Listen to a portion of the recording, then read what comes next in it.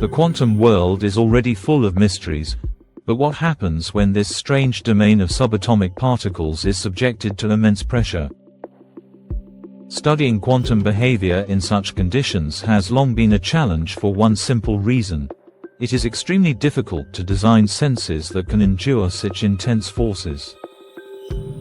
In a major step forward, a team of physicists at Washington University in St. Louis, WashU, has developed quantum sensors made from an ultra-strong sheet of crystallized boron nitride.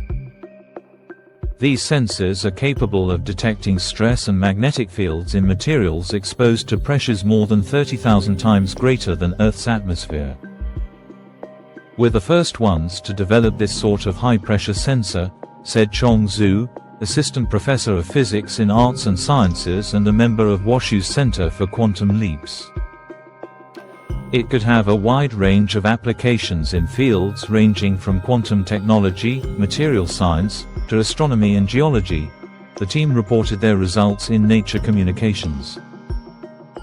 The paper's co-authors include graduate students from Zhu's lab, Guanghui He, Ruoshan Reginald, Gong, Jungyuan Liu, and Changyu Yao, graduate student Zach Rafus, postdoctoral researcher Mingfeng Chen, and Shi Wang and Sheng Ran, both assistant professors of physics. How the new quantum sensors were made. To construct the sensors, the researchers used neutron radiation beams to remove boron atoms from thin sheets of boron nitride. These atomic vacancies instantly capture electrons, whose spin energies respond sensitively to local changes in magnetic fields, stress, temperature, and other physical conditions. By monitoring the spin behavior of these electrons, scientists can extract detailed, quantum-level information about the materials under investigation.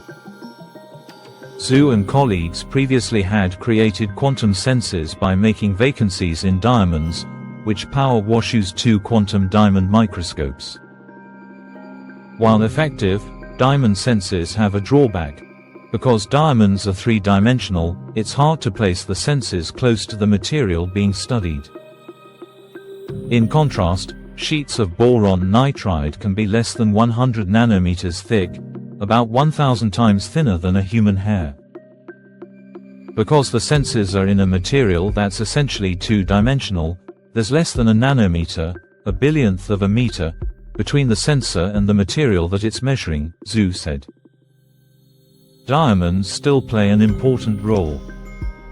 To measure materials under high pressure, we need to put the material on a platform that won't break, he explained. Diamonds, the hardest substance in nature, serve this purpose. He and other members of the Zhu lab created diamond anvils, 2 flat diamond surfaces, each about 400 micrometers wide, roughly the width of 4 dust particles, that squeeze together in a high-pressure chamber.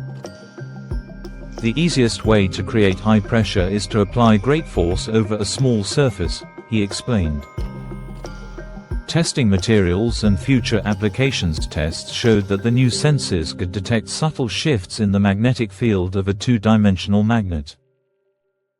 Next, the researchers plan to test other materials, including specimens of rocks like those found in the high-pressure environment of the Earth's core. Measuring how these rocks respond to pressure could help us better understand earthquakes and other large-scale events, Zhu said. The sensors also could advance research on superconductivity, the ability to conduct electricity without resistance. Currently, known superconductors require extremely high pressure and low temperatures. Previous claims that some materials can act as superconductors at room temperature have proven to be highly controversial. With this sort of sensor, we can collect the necessary data to end the debate, said Gong, who, along with He, was co-first author of the paper. The new sensors underscore the value of the NSF-NRT training grant, Zhu said. The program encourages collaboration between universities, he said. Now that we have these sensors, the high-pressure chamber and the diamond anvils, we'll have more opportunities for exploration.